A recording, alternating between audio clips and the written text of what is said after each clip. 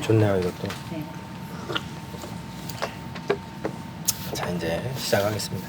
그 신론 오늘, 그러니까 우리가 신앙이란 무엇인가, 삼위일체 하나님, 그리고 이제 신론, 하나님에 대한 얘기를 두 번에 걸쳐서 나누려고 합니다. 이제 하나 더 할 거라는 생각이 목록을 하면서 아쉬운 게 하나님의 성품에 대한 얘기를 했으면 좋았는데, 근데 이 과정을 통해서 다 다룰 수가 없어서 어쨌든 제가 이렇게 그거 하나를 더 했으면 좋았겠다라는 생각이 나중에 들더라고요. 그래서 언젠가 다시 이런 한 주 더 해요. 과정을 하게 되면 하나님 성품에 대해서 한 번 더 해볼 텐데, 일단은 가장 중요한 하나님의 하시는 일 하면 창조에 대한 일이잖아요. 그래서 창조, 그리고 섭리라는 거, providence, 섭리, 하나님이 계획을 갖고 일하고 계시는 그 섭리에 대해서 잠깐 얘기하고, 그러면서 이제 다음 주에는 신정론 얘기를 합니다. 신정론은 늘 궁금한 것 같아요. 뭐냐면 신정론 해서 어려운 얘기처럼 들리지만 왜 하나님이 섭리하신다면서 세상이 어려운가, 내가 어려운가, 우리에게 이런 고난이 있는가, 뭐 이런 풀리지 않는 어떤 그런 질문들이 인생에서 우리에게 늘 있는 질문이잖아요. 악한 자들이 잘 되고. 예, 그런 것도 다윗이 꼭 얘기하는 얘기잖아요. 왜 원수가 잘 됩니까? 뭐 이런 거라든지, 박완서, 그 소설가 박완서의 한 말씀만 하소서 소설에 보면은 자기 아들을 데려간 하나님에 대해서 뭐 가타부타 얘기하지 마시고 한 말씀만 해달라고, 말 한마디만, 내가 여기 있다 한마디만이라도 해달라고, 그 어떤 신앙의 몸부림치는 아들의 죽음 앞에 선 엄마 소설가의 몸부림 수필 얘기가 한 말씀만 하소서 얘기인데, 그런 게 이제 신정론에 대한 질문이에요.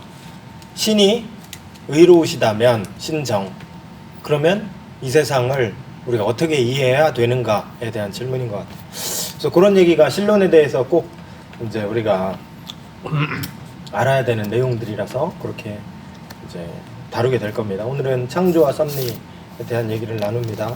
그래서 이렇게 부담이 없는 것 같아요. 그냥 편안한 마음으로 여러분들이 아는 내용은 잘 흡수하시면서 점검한다 생각하시고 하면 되겠습니다. 창조 1.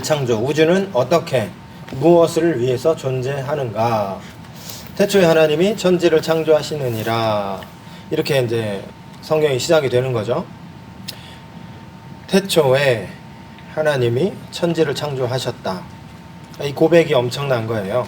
지금 우리한테는 신앙으로 자연스러운 고백이고, 또 불신자들에게는 이게 뭘 얘기하는지 알 수가 없고 못 믿는 얘기들인데, 당시 이 책을 처음 봤던 고대인들의 시각에서 이 얘기는 굉장히 선언적인 얘기였다. 이렇게 한번 생각해 보십시오. 선언적인, 다른 무엇이 아니라 이 세상에 왜 존재하는지 아무도 궁금해하지 못하고, 또 궁금해하더라도 답을 알 수 없었을 때 하나님이 창조하셨다. 그 얘기를 성경을 통해서 우리에게 알려주는 거죠. 하나님이 하신 거다. 하나님이. 성경은 이 거대하고 신비로운 우주를 만드신 분이 삼위일체의 하나님이라고 고백을 합니다. 요한일서 4장에는 그 하나님을 한마디로 사랑이라고 표현을 했습니다. 하나님은 사랑이시라. 이런 기억나시죠? 그러니까 우리가 삼위일체를 지난주에 했기 때문에 이런 맥락이 이해가 됩니다. 삼위 하나님 페리코레시스, 사랑하시면서 상호 내주, 상호 침투, 자기를 내어주는 깊은 사랑으로 서로 간에 연합하시고, 그 사랑이, 그 하나님이 사랑이신 거예요. 그 사랑이 결국 창조로 이어졌다. 이렇게 볼 수가 있는 거죠. 정성희 씨의 그대 귓가에 닿지 못한 한마디 말이라는 그런 시구입니다. 시구 중에 한 부분인데, 한처음 말이 있었네. 이 말이라는 게 하나님을 생각해 보시고 말씀을 한번 생각해 보세요. 채 눈뜨지 못한 솜털 돋은 생명을 가슴 속에서 불러내네. 사랑해. 그러니까 생명을 이렇게 불러일으키는 하나님, 그 생명을 바라보시면서 아우 기가 막히게 잘 만들었네 박수치면서, 혹은 과학적으로 연구하는 대상, 잘 만들어졌어, 혹은 이런 건 좀 보완했어야 되는데, 이런 게 아니라 굉장히 사랑으로 바라보면서 생명을 불러일으키시는 그 하나님의 마음을 한번 생각해 보세요. 그러면서 처음 한 말이 있었네. 채 눈뜨지 못한 솜털 돋은 생명을 가슴 속에서 불러내네. 사랑해. 창조에 대한 얘기를 할 때 제가 인용한 그 책에 작가가 요 시가 생각이 났대요. 그래서 시를 같이 넣어놨습니다. 창조신학. 창조는 전능하신 하나님 아버지의 활동입니다. 하나님은 홀로 완전한 분이세요. 그러니까 이 부분이 중요해요. 하나님은 우리가 필요해서 만든 건 아니에요. 그러면은 벌써 뭔가가 필요로 하는 불완전한 사람이라는 그런 의미가 그 안에 이미 들어가는 겁니다. 그러니까 하나님은 그 자체로 완전하시다. 이게 신학자들의 결론이에요. 완전하세요. 뭐가 필요해서 만든 게 아니에요. 그러나 그분은 또 사랑이시고, 사랑은 지난주에 사랑의 속성에 대해서 얘기를 나눌 때 사랑은 나 혼자 나를 너무 사랑해, 이건 사랑이 아니라 그랬죠. 사랑은 그 속성 자체가 사랑하는 사람과 사랑을 받는 사람, 그리고 그 사람은 인격적인 존재들이어야 함을 말씀을 드렸습니다. 그러한 관계 속에서 사랑을 할 수 있다는 거예요. 그래서 하나님은 삼위일체 하나님이 그 자체로 완전한 사랑의 관계를 이루고 계세요. 그래서 인간이 더 필요하지는 않는 거예요. 그런 의미로 홀로 완전한 분이시다. 사랑은 자신을 이타적으로 내어주는 의지와 행동이기 때문에 본성상 타자가 밖에 있어야 됩니다. 나는 나를 사랑해, 이거 아니라고 말씀드렸죠. 그래서 완전한 사랑이신 성부, 성자, 성령께서 내적으로 사랑을 주고 받는 데서 만족하지 않으시고, 그러니까 삼위 하나님은 이 지금 맥락 속에서 얘기는 삼위로 보면 각각의 타자가 밖으로 사랑하는 거지만 일체로 보면 내적으로 사랑하시는 거잖아요. 그렇기 때문에 그런 의미로 생각해 보면 그 사랑은 밖으로 또 흘러 넘치게 되어 있다라는 거죠. 그래서 만족하지 않으시고 외적으로도 사랑의 기쁨을 부어주실 타자를 찾으셔요. 따라서 창조란 우리를 필요로 하지 않는 절대자가, 우리가 필요한 해서 하신 게 아니에요. 사랑을 나누고자 우리에게 존재를 선물로 주셨다. 말을 참 멋있게 써놓으셨어요. 우리에게 존재를 선물로 주신 은혜의 사건이다. 그래서 존재가 여러분 기쁘십니까? 네. 네. 그러면은 참 좋은 신앙의 자세인 것 같아요. 존재가 기쁘다면. 근데 존재가 안 기쁜 사람도 있잖아요. 성도 중에도 있을 수 있습니다. 사는 게 고통이고 힘들고, 힘들 때는. 그냥 내가 원해서 시작된 인생도 아니고 뭐 이럴 수도 있잖아요. 근데 모르겠어요. 저도 경험적 영역은 아니니까 이거를 뭐 이렇다 저렇다 제가 결론져서 얘기할 수는 없지만, 다른 사례들의 경험으로 보면 인생을 힘들었어도 마지막까지 달려간 우리 어르신들의 고백들을, 긍정적인 고백들을 좀 생각해 보자면, 내가 후회한 순간들이 있고 굉장히 회의적인 인생에 대해서 그런 마음을 품었던 순간도 있었으나 인생은 살만한 가치가 있었다, 인생은 좋은 거였다, 이렇게 고백하는 말씀들을 기억합니다. 그래서 우리가 여러분들이나 혹은 여기 계신 분들은 다 긍정적으로 생각할 수도 있겠지만, 혹시 생에 대해서, 인생에 대해서 고통 속에서 원망스러운 마음도 있다면 하나님이 인생을 우리에게 선물로 주셨다라는 것을 한번 생각해 보시고, 또 아직은 힘들더라도 나중에라도 하나님이 우리에게 선물과 같은 시간들을 우리에게 또 주시지 않을까요? 그러니까 주님이 우리에게 존재를 선물로 주셨다, 이게 성경의 창조에 대한 메시지다 라는 것을 한번 붙드셨으면 좋겠습니다. 그런데 삼위 하나님 간의 상호, 자기 수여, 상호, 서로 간의 서로를 자기에게 내어주는 수여 같은 창조주와 피조 세계 사이에서도 수여와 같이, 그러니까 하나님이 서로 간에 자기를 내어주시잖아요. 그와 같이 창조주와 피조 세계 사이에서도 상호 자기 수여를 기대하셨다. 왜 그렇죠? 피조 세계 중에 대표격이 인간이잖아요. 인간은 하나님이 인격적 존재로 만드셨어요. 하나님을 닮은 모습으로. 그러니까 하나님이, 삼위 하나님이 자기를 내어주는 관계를 이루시는 것처럼 하나님이 피조 세계의 대표자인 인간과도 자기를 내어주는 상호 간의 어떤 그런 관계를 기대하시고서 만드셨다는 거죠. 그러니까 하나님 애초에 만드셨을 때 사랑의 부자 관계, 사랑의 하나님 인간 관계를 기대하셨을 거 아닙니까? 인격적 대상으로 만드신 거잖아요. 그런 관계를 기대하셨는데, 그럼 인간은 뭘 해야 됩니까? 하나님의 형상인 인간이 온 세상을 대표하여서 하나님의 형상, 그러니까 옛날 고대 사회에서는 왕의 형상을 타국에 두었대요. 타국에. 그러면 그 형상이 왕을 대표하는 그런 의미가 있는 겁니다. 그래서 타국이 예를 들어 속국이라든지 이런 경우에 있을 때 그 형상을 가지고 자기의 어떤 모체가 되는 그 나라를 경배하는 그런 의미도 과거에는 있었다고 하는데, 하나님이 인간을 자기 형상을 담아서 만드셨어요. 그래서 인간은 피조 세계를 또 대표하는 겁니다. 피조물이잖아요. 우리가 흙으로 만들어졌어요. 물질 세계를 대표해요, 우리가. 그러면서도 영적인 게 우리에게 있죠. 하나님의 영으로 지음 받은 자들이잖아요. 그래서 우리는 어떤 그 끼인 중간의 존재예요.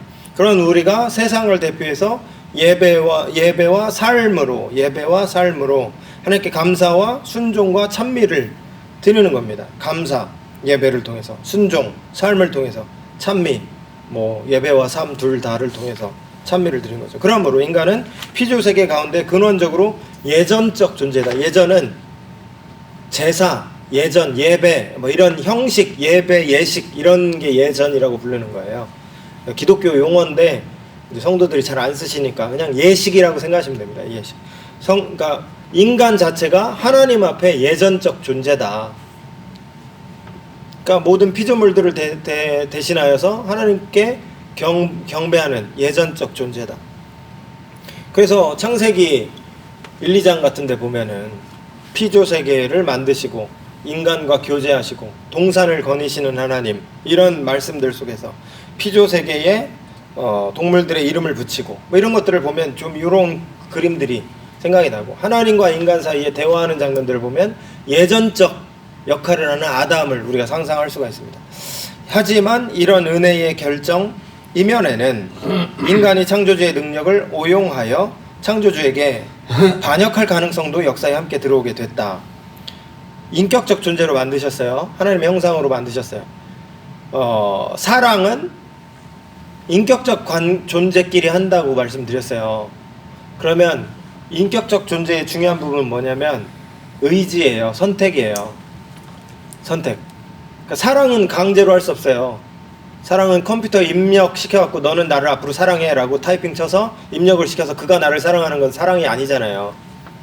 그러니까 사랑은 자율적이어야 해요. 그가 자율적으로 자기 자유로 나를 사랑하기로 결정해야 그게 진짜 사랑인 거예요. 그런데 거기에는 타자가 나를 사랑하지 않을 가능성도 함께 포함이 된다는 거죠. 그러니까 인간은 만드시면서 리스키한 존재인 거예요. 하나님이 인간을 만들 때 사랑을 바라시면서 인간을 만드셨지만 하나님을 향하여 창을 꽂을 가능성도 있었어요. 예수님의 옆구리를 찔를 가능성도 있었어요. 그럼에도 하나님은 인격적 관계를 이루시기 위해 사랑이 밖으로 흘러가서 인격적 존재인 타자 인간을 만드신 겁니다. 2페이지. 기독교 창조 신학은 우주의 본성과 운명이 무엇인지, 우주의 본성, 우주는 왜 만들어졌을까요? 운명, 어디로 가고 있을까요? 우주는 인간의 특수성, 하나님의 형상이라든지 그런 거요. 무엇인지, 현실은 왜 이러한지에 대한 포괄적 이해를 돕는다. 그래서 고등 종교가 이런 것들을 다룹니다. 모든 무속신앙이 이런 얘기를 해줄 수 없어요. 왜 인생이 시작이 됐는지, 세상이 존재하는지 무속신앙이 얘기해 줄 수 없습니다. 그 중에서도 이런 걸 명쾌하게 설명하는 종교가 기독교 독보적이에요. 독보적인 종교가 기독교예요. 그러면서 우리는 거기에 대한 믿음을 갖고 있죠. 믿음을 갖고 있는 사람들입니다. 어쨌든 기독교는 이러한 부분들, 타 종교에서 거의 얘기하지 않는 인생의 의미와 목적에 대해서 다루고 있는 그 기독교를 우리는 신뢰합니다. 신앙합니다. 창조에 관한 기독교 신앙은 지금 여기 우리가 속한 세계를 긍정하며, 요거는 이제 뒤에 계속 나옵니다. 여기 우리가 속한 세계를 긍정하십니까? 세계가 좋습니까? 세계는, 물질 세계는 악한 건가요? 다 불타버릴 세계. 다 그냥 하나님이 오셔야 되고 이 세계는 다 망할 거고 새로운 세계가 온다. 이런 느낌의 세계관도 성경 안에 있어요, 사실은. 그죠? 있잖아요.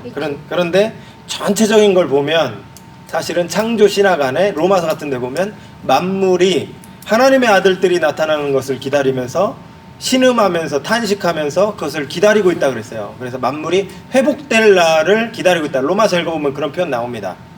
뭐 6장, 2장 뭐 이런 데 나와요. 그런 거 읽어보시면 만물의 회복을 또한 성경은 얘기하는데 양면이 그러니까 다 있는 거예요.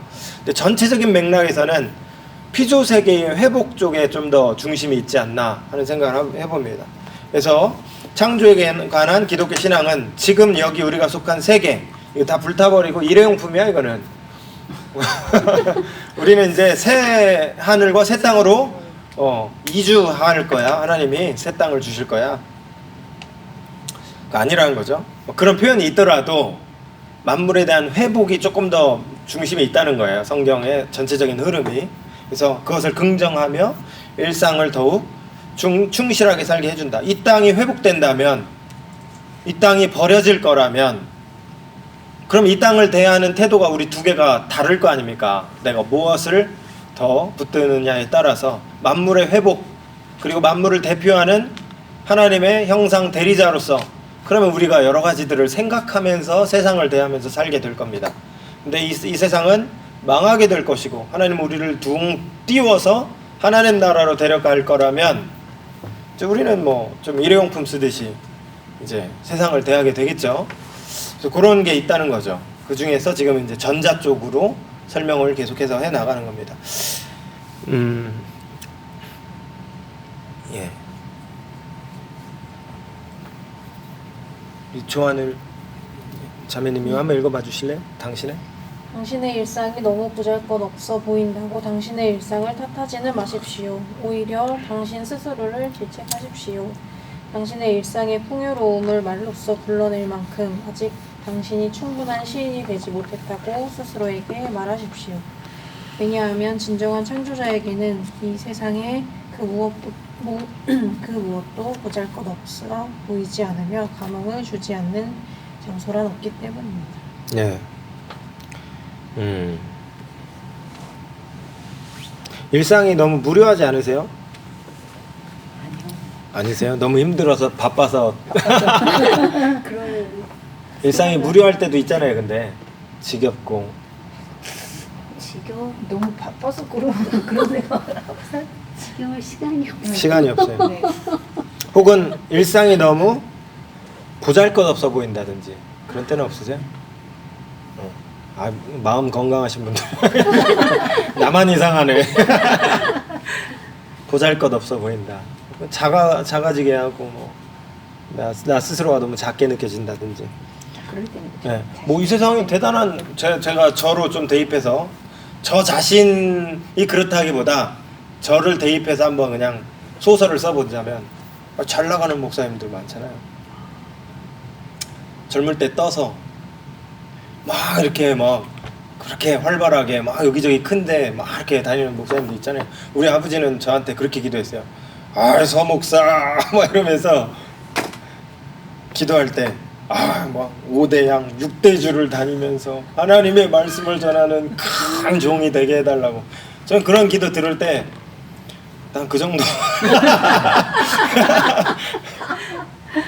그러니까 그런 거죠.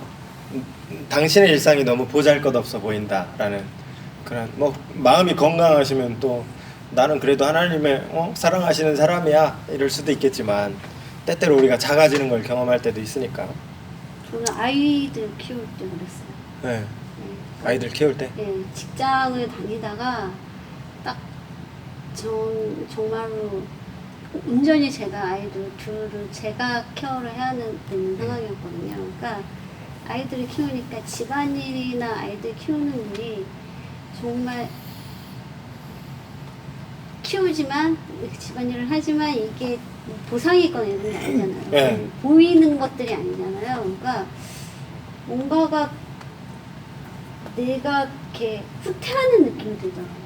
네, 아무것도 안 하고 후퇴하는 느낌이 들어서 네네네. 제가 그때 느낀 게 이게 산후우울증인가 막 이런 우울증 이러다가 정말 우울증에 걸리나 보다 네네. 라는 생각들이 들었었거든요. 근데 이제 감사하게도 그때쯤 돼서 제가 이제 구역을 구역을 이제 모임을 나가게 됐어요, 정교에서. 근데 거기서 이제 구역장님이 아이들 둘 키우는데 힘들다고 되게 많이 챙겨주셨어요. 가면 이제 반찬이라도 하나 더 해서 주시고 막 이러면서 그거에 대한 위로를 되게 많이 받았어요. 그래서 그걸로 좀 많이 이겨냈던 것 회복이 같아요. 되셨어요. 네. 그래요.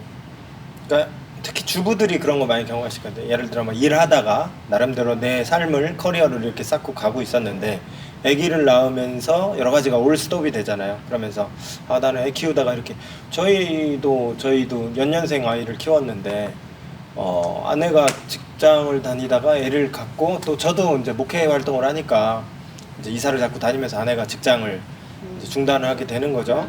그러면서 애도 갖게 되고 이러면서 다시 좀 자기가 자기 하던 일로 돌아가는데 거의 뭐 한 7, 8년 이상 걸린 것 같아요. 그간에 자기 스스로도 다시 복귀할 수 있을까? 내가 하던 일을 다시 할 수 있을까? 혹은 나는 이렇게 그냥 맞아요. 늙는 걸까? 네. 그냥 이렇게 이러다 나는 지나는 도태되는 거 걸까? 아니야? 네. 이런 것 그런 생각이 드는 것 같습니다. 네. 근데 그렇게 지금은 이제 너무 많이 가긴 했는데 우리가 그렇게 작아질 때를 경험한다는 거죠. 그럴 때 세상이 별로다, 일이 별로다, 내가 별로다 이렇게 생각하지 말고 이제 내 자신을 질책하라는 거예요. 내가 세상이 이렇게 허무하다. 세상은 나무 그냥 금방 우주 먼지로 우리는 없어지게 될 존재들이야 이렇게 생각하지 마시고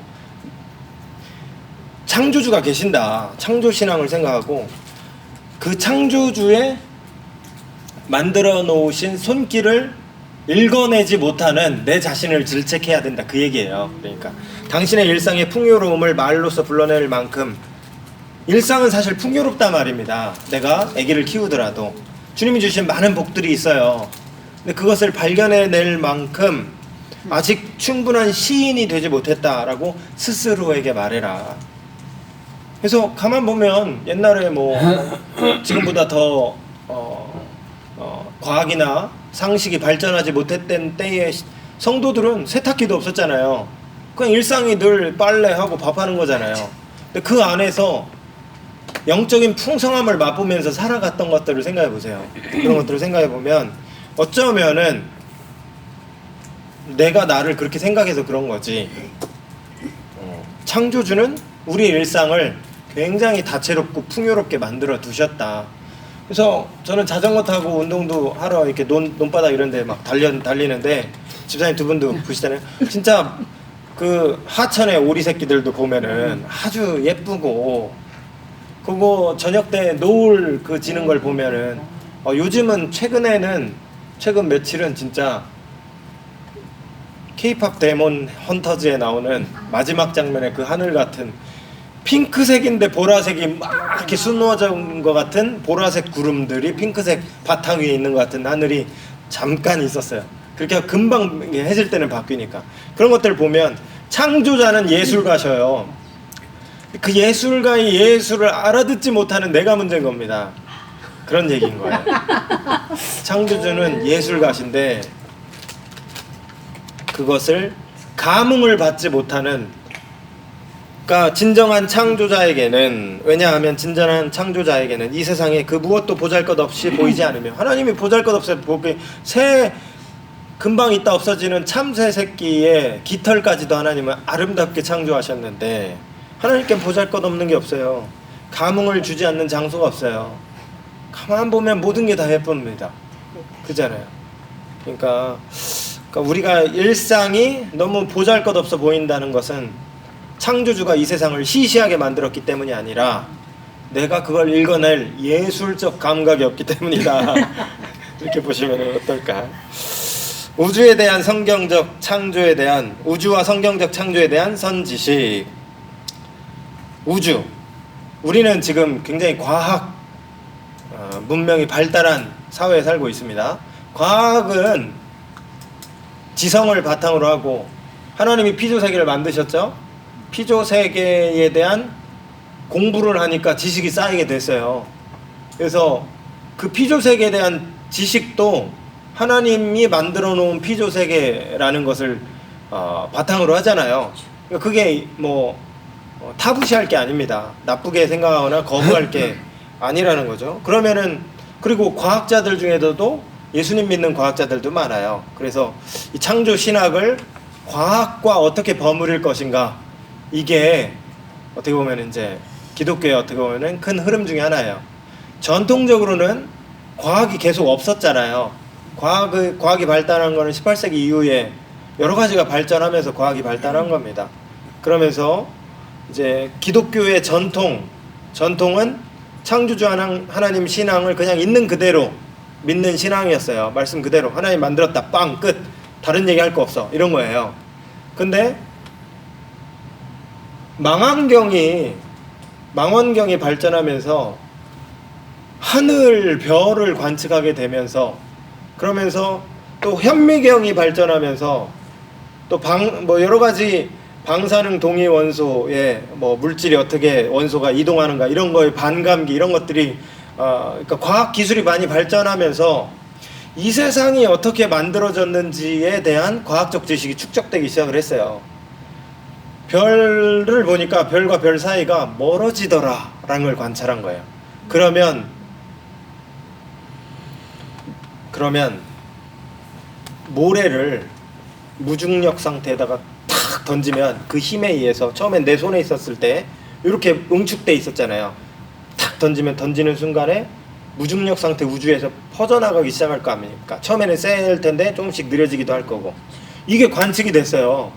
그러니까 망원경으로 보니까 별과 별 사이가 멀어지더라. 그러면서 우주가 팽창하고 있다라는 거를 알게 됐습니다. 그러면은 이 멀어지고 있는 속도가 관측이 돼요.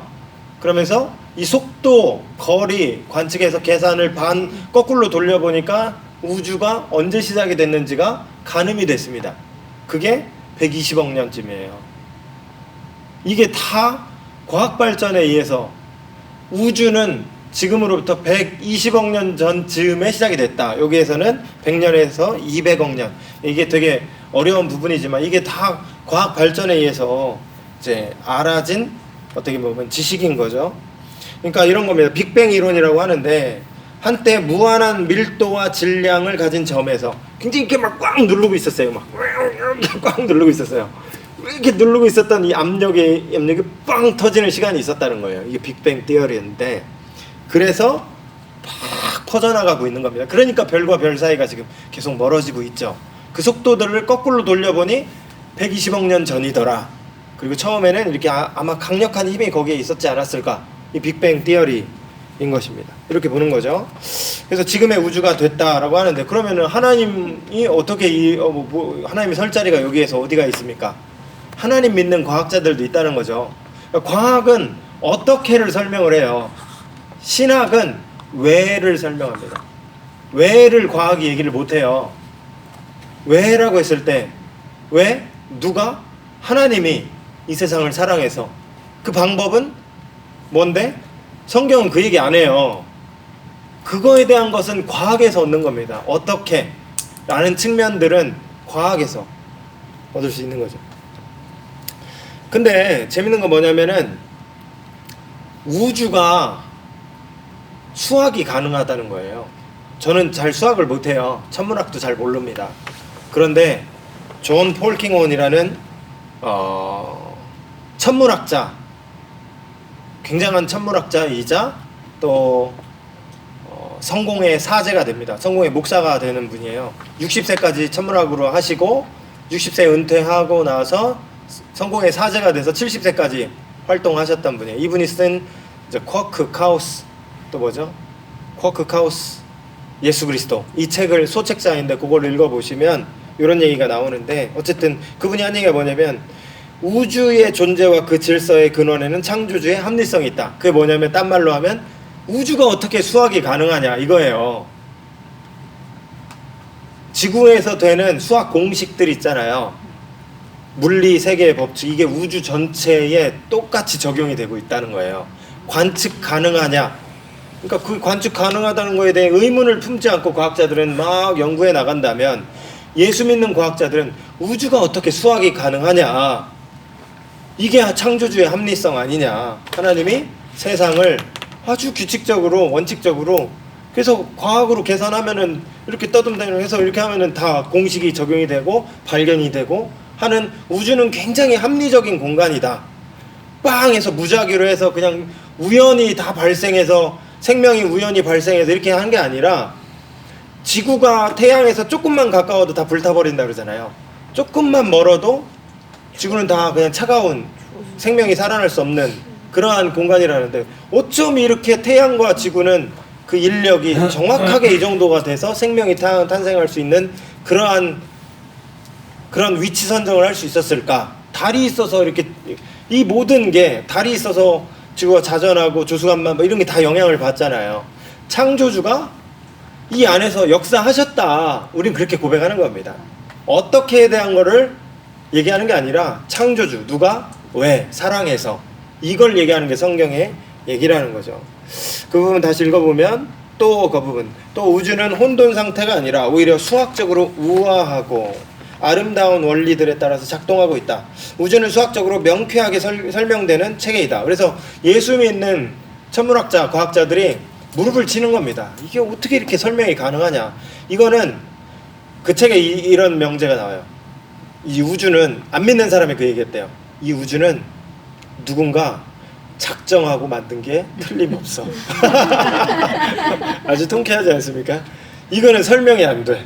이런 거. 존 폴킹온, 우주의 존재와 그 질서의 근원에는 창조주의 합리성이 있다. 이런 합의성의 일치 덕에, 합리성의 일치 덕에 인간이 우주를 탐구하고, 우주가 어떻게 탐구가 가능하겠습니까?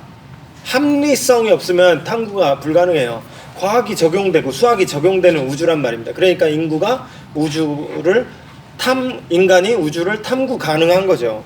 과학적으로 이해하는 것이 가능하며 과학의 언어가 바로 수학이다라고 이 성공의 사제이면서 천문학자였던 존 폴킹온 박사가 얘기합니다. 성서는 우주의 시작에 대해서 어떤 정보를 주는가? 지금 과학 얘기를 조금 했다면 성서는 우주의 시작에 대해서 태초에 하나님이 천지를 창조하셨다. 짧지만 권위 있는 답을 해줍니다. 태초, 베레시트, 이게 히브리 말이에요. 베레시트, 태초. 태초가 뭘까요? 아우구스티누스가 태초는 물리세계 이전이다. 아예 처음이니까 뭐 과학으로 얘기하면 빅뱅 티어리 이전, 응축돼 있던 뭐가 시작되기 이전 그 시간. 근데 그 시간도 성경적으로 얘기하자면 시간도 하나님 피조 세계의 일부분이다. 그러면 시간 이전의 시간인 거죠. 그때는 시간이라고 얘기할 수 없는. 그러니까 이게 교부니까 여러 가지 생각하면서 이런 생각도 한 거예요. 시간도 하나님의 피조물이니 그 이전에 하나님이 무엇을 하셨는지에 대한 질문 자체가 불가능하다. 그 태초가 언제인지 모른다 이런 얘기예요. 태초. 하나님은 애초에 시간 넘어. 그러니까 성경에 하루가 1000년 같고 1000년이 하루 같다 그러잖아요. 그 얘기가 뭡니까? 하루는 하루고 1000년은 1000년이지. 그러니까 하나님은 무시간적 존재라는 거예요. 우리는 역사가 이렇게 쭉 흐르는 것 같지만 하나님은 계속 현재인지도 몰라요. 그게 뭡니까? 말도 안 되는 소리 하고 있어. 근데 그게 시간도 하나님의 피조물이라면 시간을 하나님이 그렇게 현재성으로 다루고 계신다는 거죠. 많은 고대 신화에 따르면 창조는 신들의 전투, 투쟁의 결과입니다. 신들끼리의 전쟁이 있어요. 그리고 전쟁을 통해서 이제 그 신들의 사체라든지 뭐 이런 것들이 피조 세계를 만든다. 이런 게 고대 이제 설화의 이야기들입니다. 대부분의 종교가 자신의 신을 담는 것을 인간의 상으로 제시한다는 점을 고려하며, 그러니까 뭐 자비한 신을 섬긴다면 피조물들도 자비를 덕목으로 삼겠죠. 사랑의 신을 섬긴다면 피조물들도 사랑을 덕목으로 삼겠죠. 전쟁의 신을 섬긴다면 피조물들도 호전적인 태도를 갖게 될 겁니다. 이에 반해 하나님은, 그러니까 고대 근동의 신화가 이런 신들의 전투의 배경을 많이 갖는 데에 비해서 하나님 신앙은 고대 신앙에 독보적이에요. 없어요. 이런 신화는 없어요. 하나님은 성서를 통해서 우리에게 보여주시는 하나님 어떤 분이냐? 우리의 어두운 마음에 빛을 비추시는 하나님. 하지만 무한한 신비의 하나님에 비해 인간은 유한하고 미숙한 지성을 갖고 있지요. 그러므로 창조주와 우리 사이에 현격한 차이를 고려할 때 창조에 대해서 성경이 뭘 얘기하냐 하면 별로 과학적으로 알 수 있는 정보가 없다는 거예요. 알아들을 수 있는 수준으로 인간에게 설명하신 내용 정도의 정보를 우리가 안다는 겁니다. 특별히 이 창세기를 처음 접했을 1세대를 생각해 보세요. 그분들의 상식 수준, 과학 수준을 생각해 보세요. 지구가 둥글다는 것도 몰랐어요. 저기 바다 너머는 절벽이 있어서 떨어져 죽는다고 생각했잖아요. 그 배를 타고 저길 넘어가면 안 된다고 생각해서 그냥 자기 있는 데서만 살고 그랬잖아요. 그런 사람들에게 피조 세계를 설명해야 되니까 하나님도 얼마나 답답하겠어요. 이 정도 설명해 주신 거예요. 그러니까 지금 우리 수준에서 성경을 통해서 창조에 대해서 사실은 알 수 있는 정보가, 과학적인 정보가 그렇게 많지는 않다, 거의 없다, 이렇게 볼 수가 있는 겁니다. 그 다음에 말씀으로 세상을 창조하셨다라는 건 뭘까? 말씀으로. 태초에 하나님이 천지를 창조하시는데 말씀으로 창조하셨다 그러죠. 말씀으로. 하나님은 세상을 다른 어떤 재료로 만든 게 아니라 무로부터 창조하셨다는 거예요. 이거는 신앙적 영역입니다. 하나님이 진료를 가지고 탄소, 어떤 진료를 가지고 세상을 창조하셨다라고 한다면 그건 창조보다는 제작에 더 가까울 건데, 하나님은 그것조차도 없는 거에서 있게 하신 거예요. 그러니까 무로부터 창조, 크레아티오 엑스 니힐로라는 유명한 말이 있어요. 그 무로부터 창조라는 말인데, 타이핑하기 힘든데 이게 일부러 써놓는 거예요. 여러분들도 한번 읽어보시라고.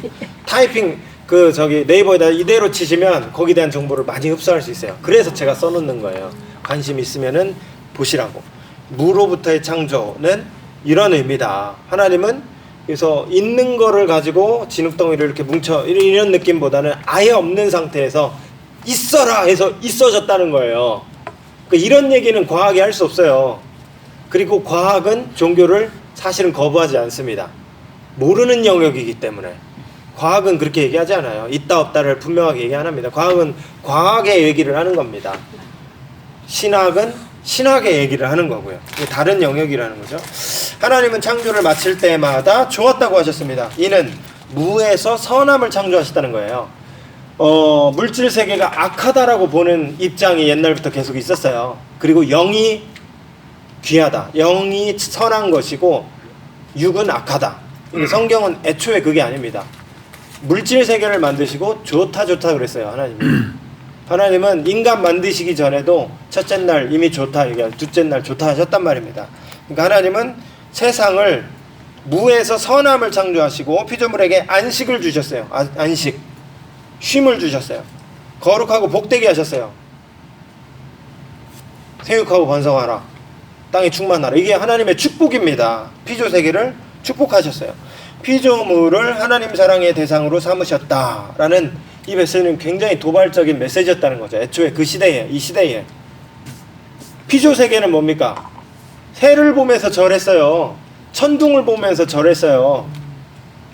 큰 나무를 보면서 빌었어요. 그런 세계 속에서 이거 다 피조물이야, 하나님만이 하나님이야. 굉장히 도발적인 얘기라는 거죠. 이게 포세이돈이 있고 바다가, 그죠? 아니야, 다 피조 세계에 불과해, 이 얘기를 하는 겁니다. 이것이 도발적인 이유는 당시 고대 근동의 창조관에 따르면 피조 세계는 신들의 전쟁터, 사체로 만들어진 곳이었기 때문에, 이에 반해서 기독교 창조관은 아름답고 긍정적인 세계에 이 세상은 선하다, 이 세상은 신이 아니다, 하나님이 귀하게 만드셨다, 좋다고 말씀하셨다. 이게 아주 도발적이고 소중한 기독교의 메시지라는 겁니다. 창조 세계와 인간의 관계는 무엇인가? 창조 세계와 인간의 관계. 생육하고 번성하여 땅에 충만하라. 땅을 정복하라. 바다의 물고기와 하늘의 새와 땅에 움직이는 모든 생물을 다스리라. 주님이 그렇게 축복을 해 주셨습니다. 인간을 만들어 두시고 이렇게 축복하셨어요. 근데 이 구절을 잘못 이해해 왔어요. 근대에 이르기까지, 산업혁명 이럴 때까지 교회가. 그래서 땅을 얼마든지 하나님 우리에게 선물해 주시는데 마음대로 활용해도 되는 곳, 그래서 악용까지 하는 겁니다. 유용하고. 동물들이야 우리의 발 밑에 있는 하등한 짐승들이지 그렇게 생각을 많이 해왔어요. 그런데 다시 이거는 이해해야 되는 신학이 우리에게 이제는 여러분들이 다 이해하실 겁니다. 정복하라가 정복자가 돼서 다 그냥 여러분 발밑으로 짓밟아라 이런 의미가 아닌 거죠. 왜냐하면 하나님이 인간과 관계하는 모습을 보면 그걸 원리를 알 수 있죠. 하나님이 우리를 정복하시지 않죠. 사랑의 관계를 이루길 원하시잖아요. 그러면 하나님의 형상으로 지음받은 우리에게 피조세계에 대하여 하나님이 정복하고 다스리라고 했을 때 그것은 잘 다스려라, 관리하라, 청지기로서 에덴 동산을 잘 돌봐라 이런 의미로서의 정복을 의미하는 거겠죠. 정복 잘 가꿔라. 산의 우후죽순 빼곡한 식물들을 보면 그 자체로도 멋있긴 하지만 그것을 조금 더 여유롭게 또 한 나무 한 나무를 정성 들여 가꾼다면 또 그것이 아름다운 정원이 또 되기도 하지 않습니까? 그러니까 하나님이 막 약육강식의 어떤 피조세계의 동물들 서로 잡아먹는 그게 아니라 한 집안에서 같이 크는 사자와 강아지를 생각해 보세요. 엄마 강아지가 호랭이 새끼를 어렸을 때부터 키우면 엄마로 알고 둘이 사이좋게 잘 지내더라고요. 맞아요. 네, 그런 걸 보면 이사야에서 말하는 그 나라는 물론 비유적인 거기도 하겠지만 그렇죠? 그러면서도 정말로 하나님이 우리에게 애초에 만드시면서 우리에게 원하셨던 그 아름다운 피조 세계가 그런 모습이 아니었을까? 동물들과 함께 잘 지내기도 하는. 그러니까 그거를 근대까지는 잃어버렸어요. 얼마든지 막 그래서 돌고래 다 죽이고 막 회 먹고 막 피바다 만들고 일본에 막 그 열도에 그러잖아요. 자, 읽어보겠습니다. 이 구절만 보면 인간 중심 세계관을 성경이 지지하는 것처럼 보인다. 인간만인 거야. 인간만 하나님의 형상이야. 나머지는 다 짐승들이야. 하지만 인간은 자연과 세계의 의존적인 존재. 그렇게 말해봤자 인간이 환경을 오염시키면 인간도 생존 불가합니다. 인간은 다른 피조물과 상호작용합니다. 나무를 다 없애면 인간도 호흡할 수 없어요. 자신의 고유한 정체성과 책임을 발견하고 이를 더불어 현실화하며 일상을 살아가는 존재가 인간입니다. 그런 의미에서 창조 세계는 인류 생존과 진보를 위해 피조 세계는 인류의 생존과 진보를 위해 이용할 물리적 대상이 아니라 인간이 그리스도의 형상으로 자라고 발전하기 위해 하나님이 허락하신 상호관계의 공간이다. 세상은 폭력과 억압, 갈등으로 얼룩져져 있지만 동시에 하나님의 아들이 나타나 공동체를 만들고 죽으신 장소입니다. 이 세상은 타락한 이 세계는 폭력과 억압과 갈등으로 얼룩져 있습니다. 그러나 예수가 오신 공간이에요. 이곳은. 그러니 이 세상을 악하다, 더럽다 그렇게 얘기하면 안 된다는 겁니다. 예수가 오셔서 이 세상을 함께 살아가셨어요. 곡식을 비벼서 먹으시고 물고기를 잡아서 모닥불에 구워서 드셨던 예수가 오셨던 공간. 그 공간을 우리도 긍정해야 되겠죠. 그러므로 그리스도인이 된다는 것은 성육신 사건을 통해서 하나님이 긍정하셨고 예수 그리스도가 실제로 사셨던 물리적 세계를 우리도 함께 살아가는 겁니다. 우리도 그 일부가 돼서 함께 살아가는 겁니다. 이것을 새 창조의 관점으로 신약성서가 또 얘기하죠. 고린도후서 5장 17절. 그러니까 우리는 새로운 피조물이라, 예수 안에서 새로운 피조물이라 그렇게 선언을 합니다. 그러니까 우리는 예수님으로 새로운 피조물이 됐어요. 그러니 이 피조세계에 대해서 다시 한번 돌아보고 돌보는 책임자 존재로 이 세상을 살아가야 하는 것입니다.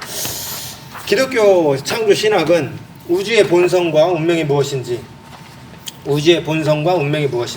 인간의 특수성이 무엇인지, 이거 아니네? 아까 했던 것 같았는데 4페이지. 예, 그렇습니다. 잠깐 쉬겠습니다. 4페이지 왔으니까. 예.